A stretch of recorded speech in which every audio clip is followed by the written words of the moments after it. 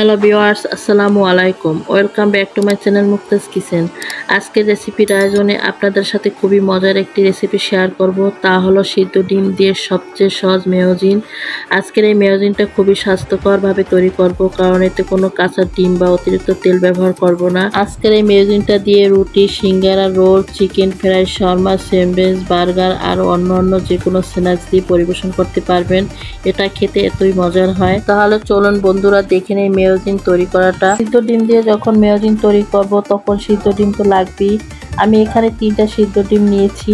এখন প্রথমে আমি ডিম 3টা খোসা ছাড়িয়ে নিচ্ছি। মেয়োনিজটা বানানোর জন্য 1 চামচ লেবুর রসের দরকার হবে, তাই এখানে আমি একটা লেবু নিয়েছি। তা থেকে 1 পিস স্লাইস করে লেবু কেটে নিয়েছি। আর নিচ্ছি 1 কোয়া রসুন। তো আপনারা যারা এই মেয়োনিজটার ভিতরে রসুনের ফ্লেভারটা পছন্দ করেন তারা রসুনটা দিয়ে নেবেন, আর যারা পছন্দ করেন না তারা না দিলেও হবে। এই রসুনটা দিলে মেয়োনিজ থেকে খুব সুন্দর একটা ফ্লেভার আসবে, আর আমার সেই রসুনের ফ্লেভারটা খুবই ভালো লাগে এই মেয়োনিজ থেকে। এবার এখানে নিয়ে নিচ্ছি আমি একটা ব্লেন্ডার জার, আর প্রথমে ব্লেন্ডার জারের ভিতরে আমি ডিম 3টা দিয়ে দিব। আর ডিম 3টা আমি এভাবে লম্বা করে একটু টুকরো করে কেটে নিচ্ছি, এতে ব্লেন্ডার করতে সুবিধা হবে।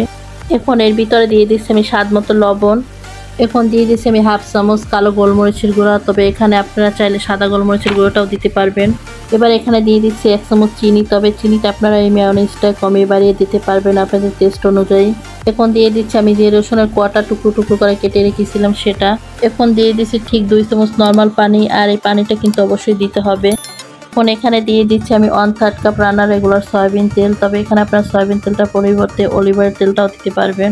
এবার দিয়ে দিচ্ছি ভর্তি করে 2 চামচ গুঁড়া দুধ। এই গুঁড়া দুধটা চিনিটার কারণেই কিন্তু মেয়োনিজের টেস্টটা বেশি ভালো আসে। এখন দিয়ে দিচ্ছি আমি এখানে লেবুর রস। যে লেবুটা আমি স্লাইস করে কেটে রেখেছিলাম সেটা থেকে আমি এখানে লেবুর রসটা দিয়ে নিচ্ছি। তবে আপনাদের হাতের কাছে যদি লেবুটা না থাকে তাহলে এখানে 1 চামচ হোয়াইট ভিনেগার দিলেও হবে। সব উপকরণগুলো দেওয়ার পরে এখন আমি এই ব্লেন্ডার জারের মুখটা আটকে দিচ্ছি। আটকে দিয়ে আমি হাই স্পিডে 2 মিনিট ব্লেন্ডার করে নিচ্ছি। এই তো ব্লেন্ডার করে নিয়েছি, আর খুবই সুন্দর স্মুথ ঘন একটা মেয়োনিজ তৈরি হয়ে গেল। আপনাদের একটা চামচ দিয়ে আমি দেখিয়ে দিচ্ছি এর ঘনত্বটা। এবার এই মেয়োনিজটা আমি একটা পাত্রে ঢেলে নিচ্ছি, আর এই মেয়োনিজটা কতটা পারফেক্টভাবে তৈরি হয়েছে সেটা আপনারা দেখেই বুঝতে পারছেন। তো কাঁচা ডিমের চেয়ে সিদ্ধ ডিমের মেয়োনিজটা খেতে কিন্তু বেশি ভালো লাগে, আর কাঁচা ডিমের মেয়োনিজটা খেতে একটু মনের ভিতরে কেমন লাগে, তাই আমার কাছে কাঁচা ডিমের চেয়ে এই সিদ্ধ ডিমের মেয়োনিজটাই খেতে বেশি ভালো লাগে। আপনারা এভাবে ঘরে বসে মেয়োনিজটা তৈরি করে পাউরুটি বা অন্যান্য যে কোনো স্ন্যাক্স দিয়ে খেতে পারেন।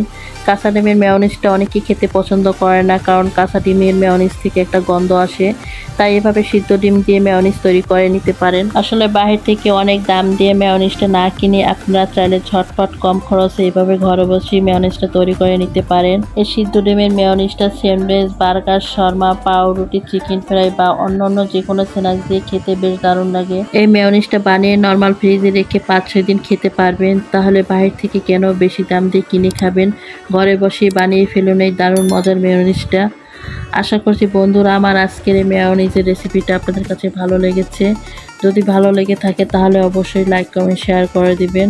আর আমার চ্যানেলটি যদি সাবস্ক্রাইব করা না থাকে তাহলে অবশ্যই সাবস্ক্রাইব করে আমার পাশেই থেকে যাবেন।